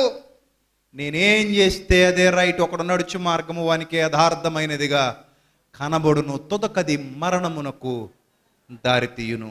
ఎంత మంచిగా స్టార్ట్ చేశాడు లైఫ్ని, ఎంత దారుణంగా ఎండ్ చేసుకుంటున్నాడు. అప్పుడు అతను ఎలా ఉన్నాడో తెలుసా? ఎలా మాట్లాడాడో తెలుసా? 10వ వచనం, ఆ దీర్ఘదర్శి హనాని అట్లు ప్రకటించినందుకు ఆసా అతని మీద కోపగించి రెండో తప్పు గుర్తుపెట్టుకోండి. మొదటి తప్పు అయిపోయింది ఆల్రెడీ. మొదటి తప్పు ఏంటి? యెహోవా మీద ఆధారపడక, దేవుని ఆశ్రయించక, సిరియా రాజుని నమ్ముకోవటం, వెండి బంగారాలని నమ్ముకోవటం, తన యుక్తిని ప్రదర్శించటం, అంతకుముందు జరిగినటువంటి మేలులు మర్చిపోవటం, అంతకుముందు జరిగిన యుద్ధాల్లో జరిగినటువంటి ఆ సహాయాన్ని మర్చిపోవటం, దేవుడు చేసిన మేలులు మర్చిపోవటం, దేవుడు ఉన్నాడా లేడా అనే డౌటు. ఒకప్పుడు దేవుడు ఉన్నాడని బలంగా నొక్కి చెప్పిన నోళ్లే తర్వాత ఏమంటారో తెలుసా? కొన్ని సందర్భాల్లో దేవుడు ఉన్నాడో లేదా ఉంటే ఆవిడ చూసి వచ్చాడండి, మాకు డౌట్ వస్తుందండి దేవుడు లేడేమో అని. కష్టం కలిగినప్పుడు, బాధ కలిగినప్పుడు, సుఖాలు ఎక్కువైపోయినప్పుడు మనకు అలాంటి ఆలోచనలు వస్తాయి. దేవుడు ఉన్నాడు ఏంటండి అనిపిస్తుంది. దేవుడు అంత సులువుగా నీకు ఎప్పుడు ఆయన అవకాశం ఇవ్వడు. వర్షం కురవగానే నేనున్నానని చెప్తాడు, సూర్యుడు రాగానే నేనున్నానని చెప్తాడు, చంద్రుడు రాగానే నేనున్నాను, రాత్రి నేనున్నాను, పగలు నేనున్నాను, ఋతువులు నేనున్నాను, భూమి నిలిచి ఉంది, సముద్ర తరంగాల ఘోష నీకు వినబడుతుంది, ఈ ప్రభుత్వం వెనక నేనే ఉన్నానని ఆయన ఎప్పుడు తన సూచనలు మానవాళికి బయలుపరుస్తూనే ఉన్నాడు. బుద్ధిహీనుడైన మానవుడు దేవుడు లేడని హృదయంలో అనుకుంటున్నాడు, బుద్ధిహీనుల బాబులు దేవుడు లేడని బహిరంగంగా మాట్లాడుతున్నారు. కానీ దేవుడు ఎప్పుడు కూడా తన ఉనికిని చాటుతూనే ఉన్నాడు, తన యొక్క శక్తిని తెలియజేస్తూనే ఉన్నాడు. అర్థమవుతుందా? దేవుడు లేడేమో అన్న భావన అవిశ్వాసి యొక్క ఆలోచనలో నుంచి పుడుతుంది. అలా పుట్టిందేమో వెంటనే ఏమన్నాడు తెలుసా? ఆసా అతని మీద కోపగించి రౌద్రము చూపి రెండో తప్పు చేస్తున్నాడు, అతనిని బందీ గృహములో వేసెను. చూసారా? దేవుని ప్రవక్తను తిరస్కరించడమే కాదు, అతన్ని మరలా ఏం చేస్తున్నాడు? శ్రమ పెడుతున్నాడు. అసలు బుద్ధి చెప్పినప్పుడు ఎవరైనా ఏం చేయాలి? స్వీకరించాలి. చాలామంది నాకు కామెంట్లు పెడుతుంటారు, నువ్వు ఎవడవయ్యా ఎలా చెప్పడానికి వాక్యం అంటాడు ఒకడు. ఎవడెలా చెప్పడానికి వాక్యం? ప్రేమగా ప్రకటించలేవా? అందరిలా ప్రకటించలేవా? నువ్వేటి ఖండించడానికి నువ్వెవడు? గద్దించడానికి నువ్వెవడు? ఆఫ్టర్లు గడివి నువ్వెవడు? బుద్ధి చెప్పడానికి నువ్వెవడు? ఎలా మాట్లాడడానికి అనేవాళ్ళు కూడా లేకపోలేదు. యూట్యూబ్లో అలాంటి కామెంట్లు పెడుతుంటారు అప్పుడప్పుడు. అప్పుడు నేను అంటాను, ప్రకటిస్తున్నది నేను, నువ్వు ప్రశ్నిస్తున్నది మాత్రం ఆయన్ని అంటాను. అంతే కదా? నా గొంతిచ్చినంత మాత్రాన నేనేదో నా వాక్యంతోనో నా మాటలతోనో నిన్ను ఖండించట్లేదు, నా మాటలతో నిన్నే గద్దించట్లేదు, నా మాటలతో నీకేం బుద్ధి చెప్పట్లేదు. జస్ట్ నేను నా వాయిస్ ఇస్తున్నాను అంతే. నువ్వు సేవకుడివైనా విశ్వాసివైనా ఎవరైనా సరే అది దేవుని వాక్కు. ఆ వాక్కు నీకు అప్లై అవుతుందంటే వినాలి, అప్లై కాదు అనుకుంటే విడిచిపెట్టి పోవాలి. కానీ ఒకరోజు దేవుడికి ఖచ్చితంగా లెక్క చెప్పాలి, చెప్పి తీరాలి. సో ఇక్కడ నీకు కనబడుతున్నది హనాని బలహీనుడే, కానీ నువ్వు రాజువి. రాజు కాబట్టి పొగరుతో నువ్వెవడు అసలు నాకు చెప్పడానికి, ఆఫ్టర్ ఆల్ గడివి, నువ్వు దీర్ఘదర్శి అయితే ఎంత, నువ్వు దేవుని పక్షాన్ని నిలబడిన సేవకుడు అయితే ఎంత, నువ్వెంత, నీ బతుకెంత, బందీ గృహంలో వేసేయండి తీసుకెళ్ళి అన్నాడు.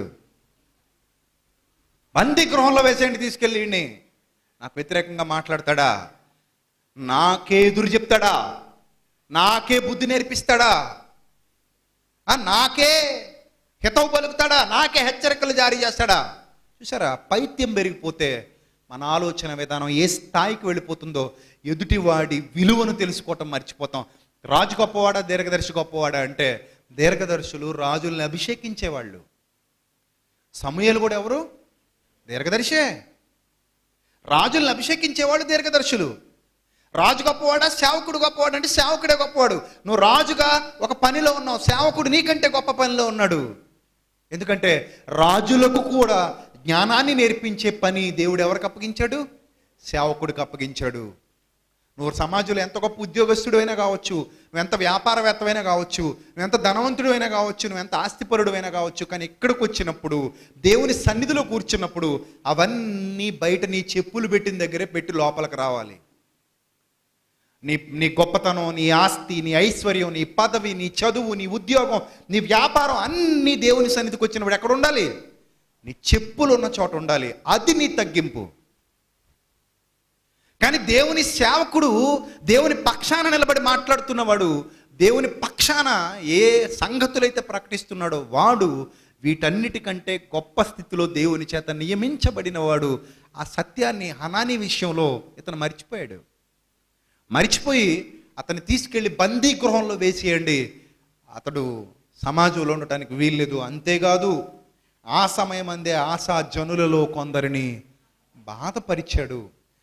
చూసారా, మరో తప్పు మీద తప్పు. ఇప్పటికి ఎన్ని తప్పులు జరిగాయి? దాదాపు 2 పెద్ద నేరాలు చేశాడు. మొదటి నేరం యెహోవాను ఆశ్రయించకపోవటం, ఆయనను విస్మరించటం, ఆయన చేసిన మేలును మరిచిపోవటం. రెండో నేరం ఆయన బుద్ధి చెప్పినప్పుడు ఆయన సేవకుణ్ణే బాధించటం. ఇప్పుడు మూడవదిగా ఉగ్రత. కొన్ని సందర్భాల్లో దేవుడికి మనం కావాలన్న తీవ్రత అధికంగా ఉన్నప్పుడు ఖచ్చితంగా మంచం పట్టించైనా సరే నిన్ను ఏం చేస్తా అన్నాడు? మారు మనసు పొందేలా చేస్తాను. మంచం పట్టించైనా నిన్ను సరి చేస్తాను, నీకు బుద్ధి చెప్తాను, నీకు ఏదో రూపంలో బుద్ధి చెప్తాను. నువ్వు పొగరుబోత్తనంతో వెళ్ళిపోతున్నప్పుడు నీ పొగరు తగ్గించి నా మార్గంలోకి మరలా తిరిగి తీసుకొస్తాను. ఎందుకంటే నాకు నీ మీద చాలా ప్రేమ ఉంది. నువ్వు పాడైపోవటం నాకు ఇష్టం లేదు, నువ్వు చెడిపోవటం నాకు ఇష్టం లేదు, నువ్వు నాశనం అయిపోవటం నాకు ఇష్టం లేదు. కాబట్టి నేను ఏదో విధంగా సరిచేసైనా నా మార్గంలోకి తీసుకుని రావాలని ఆశపడతాను దేవుడు అనుకుంటాడు. అలా అనుకుని థర్డ్ ఛాన్స్ ఆశకిస్తున్నాడు. మూడవ అవకాశం ఏంటో చూడండి. ఆశ తన ఏలుబడి యందు 12వ వచనం, 16వ అధ్యాయం దినవృత్తాంతాలు 2వ గ్రంథం 12వ వచనం. ఆశ తన ఏలుబడి యందు 39వ సంవత్సరమున పాదములలో జబ్బు పుట్టి తాను బహుబాధపడినను. పాదముల్లో జబ్బు పుట్టిందట. నాకు తెలిసి ఇదేదో పుండు లాంటిది అయి ఉండాలి. పాదాల్లో జబ్బు అంటే పుండు పుడుతుంది చూడండి, షుగర్ పుండు లాంటిది, రాచపుండు లాంటిది. అరికాల్లో వచ్చింది అనుకోండి, కదలనేమో మెదలనేమో. కొన్ని పాదాల్లో అయితే పురుగులు కూడా చేరుతాయి. పురుగులు వాటిని తీసుకోలేరు వీళ్ళు. లోపల నుంచి పురుగు పుడుతుంది, కుళ్ళిపోయి మొత్తం పురుగు తినేస్తూ ఉంటుంది. ఆ పురుగులు ఆ పుండు కానీ రేపితే నిజంగా పురుగులు కులకులకులమంట బయటకు వస్తుంటాయి. చాలా చాలా అసహ్యంగా ఉంటుంది చూడడానికి. మొన్న ఫేస్బుక్లో ఒక వీడియో చూసా. ఒకడు కైనీకి బాగా అలవాటు పడిపోయాడు ముసలాడు. తీసుకెళ్ళిపోయి హాస్పిటల్లో పెట్టారు. డాక్టర్ వాడి పెదాన్ని ఇలా లేపుతుంటే పై పెదవి లోపల పురుగులు తిరుగుతున్నాయి, చిన్న తెల్ల పురుగులు. వాడికి అసలు తెలియట్లేదు. ఈ పెదవి కింద పెదవి లాగుతుంటే అక్కడ ఒక గుట్ట ఉంది. అమ్మో అనిపించేసింది. కోపం లోపలంతా కుళ్ళిపోయింది. ఈ కైనీలు ఉంటాయి కదా, చేతిలో నలుపుకొని ఇలా లాక్కొని బొగ్గ కింద పెట్టుకుంటారు కదా, అదే పొగాకు పొడి, రాజా ఖైనీ, లేకపోతే మాణిక్ చంద్, మాన్ పరాగ్, ఇప్పుడేమో కొత్త వచ్చేమో పేర్లు నాకు తెలీదు. ఇవన్నీ లోపల పెట్టుకుంటారు. నిన్న ఆదివారం రాజుగారు నన్ను స్వతంత్ర క్యాన్సర్ హాస్పిటల్కి తీసుకెళ్లారు. ఒక చెల్లెమ్మ, ఒక సహోదరి వాళ్ళ భర్తకు ప్రార్థన చేయడానికి. క్యాన్సర్ రోగంతో ఉన్నారు. ఆ సహోదరి నాకు తెలిసి వచ్చి ఉండకపోవచ్చు ఈరోజు. ఆవిడకి ప్రార్థన చేయడానికి వెళ్ళినప్పుడు, అమ్మ ఏమైంది క్యాన్సర్ అంటే, గొంతంతా అయిపోయిందండి, స్ట్రక్ అయిపోయింది, గొంతు క్యాన్సర్ వచ్చేసిందని చెప్తే, ఏంటమ్మా ప్రాబ్లం అంటే, ఎప్పటి నుంచో సిగరెట్కి బానిస అయిపోయారండి, మా ఆయన ఎన్నోసార్లు చెప్పాం వినలేదని. అమ్మ చాలా బాధపడింది చెల్లెమ్మ. చాలా పెద్ద వయసు ఏం కాదు ఆయనకి. ఇంకేం చేస్తాడు చెప్పండి, ఇప్పుడు అయిపోయింది అంతా. చేతులు గాలిన తర్వాత ఆకులు పట్టుకోవడంలో ప్రయోజనం ఏమీ లేదు. నేను చెప్పాను, దేవుని చిత్తమైతే మరలా నువ్వు తిరిగి వస్తావు, కానీ ఒకటే గుర్తుపెట్టుకో, దేవుడిని నిందించడానికి నీకు అధికారం లేదు. నువ్వు దేవునికి విరోధంగా జీవించావు, కానీ దేవుడు నీకు సహాయం చేస్తాడు. ప్రార్థన చేద్దాం, ఆయన చిత్తం ఎలా ఉంటే అలా జరుగుతుంది నీ విషయంలో అని చెప్పి నేను ప్రార్థన చేసి వచ్చా. ప్రియులారా, మీరు ఆలోచించండి, ఇక్కడ పాదంలో పుండు పుట్టేసింది. ఆ పుండు చాలా ప్రమాదకరంగా ఉంది. చాలా బాధపడుతున్నాడట, చాలా ఇబ్బందిగా ఉంది. ఆ పుండు చాలా ఇబ్బంది పెడుతుంది, అతను చాలా బాధపడుతున్నాడు. నిజంగా బాధ ఉన్నప్పుడు ఇప్పుడు మూడో ఛాన్స్ అండి. ఇప్పుడైనా ఎవరు గుర్తు రావాలండి? గతం మర్చిపోవడం ఏంటండి? ఇంత దారుణమైన మనసు ఎంత కఠినం ఎలా అయిపోద్దండి, నాకు అర్థం కాదు.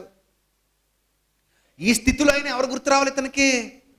దేవుడు గుర్తు రావాలండి. కానీ మాంత్రికులు, వైద్యులు ఉండేవారు పూర్వకాలం. ఇప్పుడు కూడా చూడండి, మంత్రగాళ్ళు ఉంటారు. చాలామంది అంటారు నన్ను, అన్నయ్య నిజం అన్నయ్య, మంత్రం వేస్తే పాము గరిసినప్పుడు మంత్రం వేస్తే పోద్దన్నయ్య అంటారు. పాము గరిస్తే మంత్రం వేస్తే పోద్దా? ఆ మంత్రగాడిని తీసుకురా, సరైన పాముతో కాటేయిద్దాం, పోదు. మరి అదేంటన్నయ్య, మేము హాస్పిటల్కి వెళ్ళకుండా పాము గరిసినప్పుడు బతికేమన్నయ్య అంటే, మన చుట్టుపక్కల ప్రాంతాలలో ఉన్న సర్పాలలో విషపూరితమైన సర్పాలు దాదాపు చాలా తక్కువ. మహా అయితే ఒక 10 లేదా 8 ఉంటాయట విషపూరితమైనవి. బాగా విషపూరితమైన సర్పాలు కనబడాలంటే మనం అడవుల్లోకి వెళ్ళిపోవాలి, అక్కడ ఉంటాయి. పూర్వకాలం కూడా అలాంటి వైద్యాలు ఉండేవి, తాంత్రిక వైద్యాలు. వాళ్ళేవో అవి ఇవి తెచ్చి అవి ఇవి పట్టుకొచ్చి అది చేసేస్తాం ఇది చేసేస్తాం, ఆ మాట వినండి మీకు అన్నీ సెట్ అయిపోతాయని చెప్పేటువంటి వైద్యులను ఆశ్రయించాడట.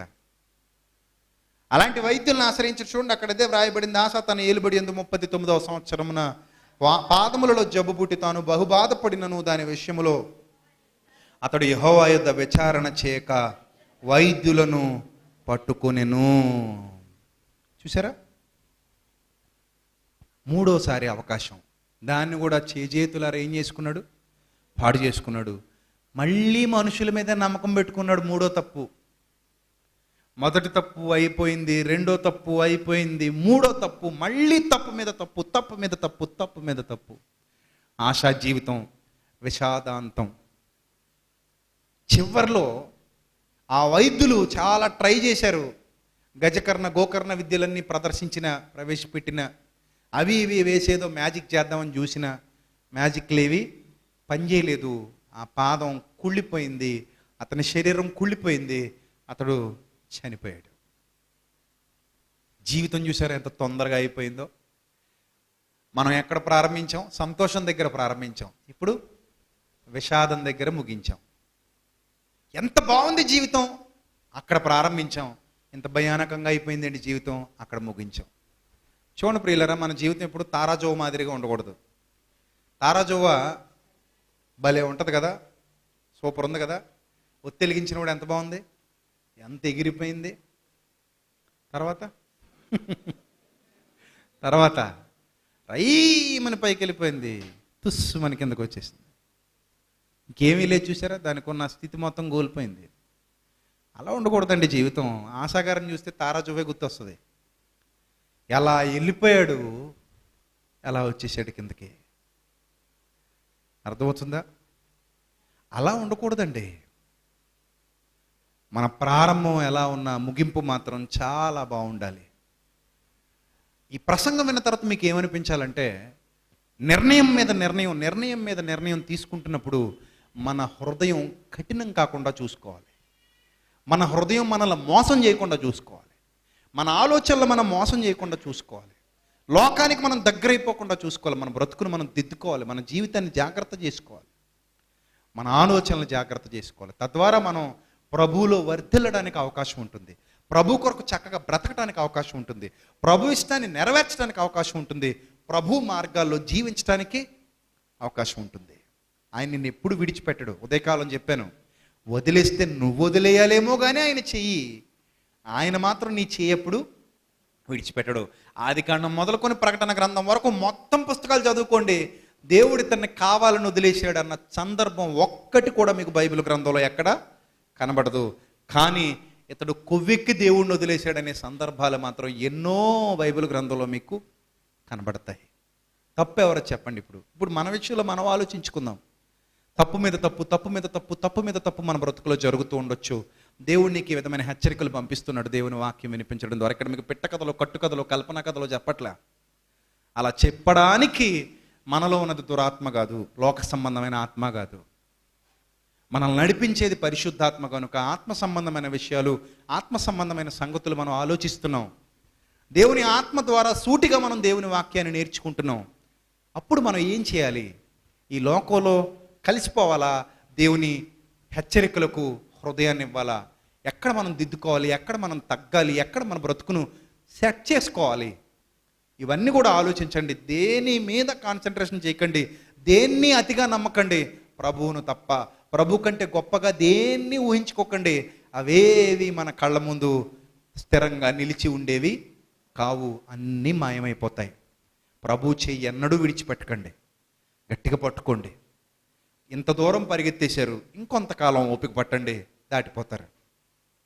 అర్థమైందా? ఇంత దూరం పరిగెత్తేశారు, ఇంకొంత దూరం. రన్నింగ్ చేసేటప్పుడు 4 కిలోమీటర్లు 5 కిలోమీటర్లు టార్గెట్ ఉంటుంది. 4 కిలోమీటర్ల వరకు వెళ్ళిపోయినాడు ఇంకేమనుకుంటాడు తెలుసా? అమ్మో ఇంకా కిలోమీటర్ ఉందో అనుకోడు. 4 కిలోమీటర్లు దాటి వచ్చేసాను, ఇంకెన్ని? 1 కిలోమీటరే కదా, మెల్లిగా ఓపిక పడితే ఆ కిలోమీటర్ కూడా దాటేస్తాను, దాటేస్తే నేను సక్సెస్ అయిపోతాను. సో ఇంత దూరం పరిగెత్తేసాం, ఇంకెంత దూరం పరిగెత్తామండి? ఇంకో 10 ఏళ్ళు పోయిన తర్వాత మనం ఉంటాము ఉండవు ఈ లోకంలో, మనల్ని మర్చిపోద్దేమో అప్పటికి సమాజం. ఇంకో 15 ఏళ్ళు పోయిన తర్వాత అసలు మనం కనబడకుండా పోతామేమో.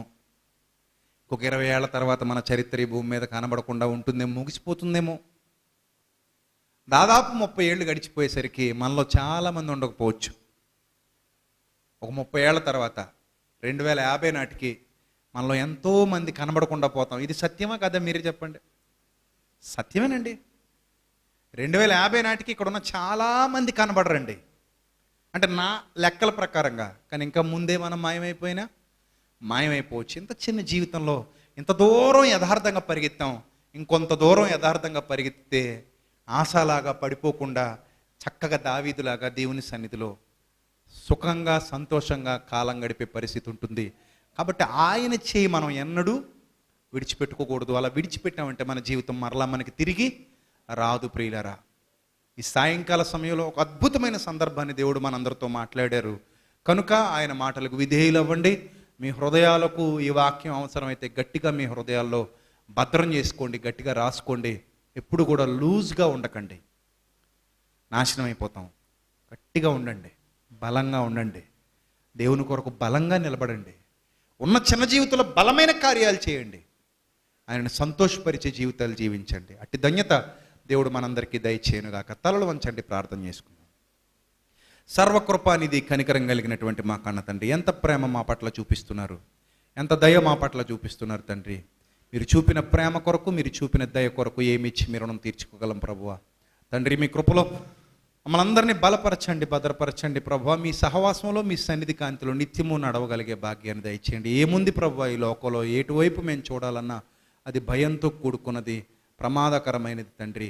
ఆ పరిస్థితికి మేము దిగజారిపోకుండా మమ్మల్ని కాపాడి మీ సత్య సందత్వముతో మమ్మల్ని బలపరిచి ప్రభువా మా జీవితకాలం అంతా మీ సన్నిధి కాంతిలో వర్ధిల్లుటకు సహాయం చేయమని, కూడి వచ్చిన మీ పిల్లలందరినీ దీవించమని, ఆశీర్వదించమని, వారి హృదయాల్లో మీ మాటలు 30 100 ఫలింపచేయమని క్రీస్తు నామంలో ఈ ప్రార్థన మనవులు అడిగి వేడుకొనిచున్నాం మా కన్న తండ్రి. ఆమెన్. అందరికీ వందనాలు. May God bless you all. Vijay Prasad Reddy గారి మరిన్ని వీడియో అప్డేట్స్ కొరకు మా YouTube channel I for God మినిస్ట్రీస్ని సబ్స్క్రైబ్ చేసుకోండి, బెల్ బటన్ క్లిక్ చేయండి.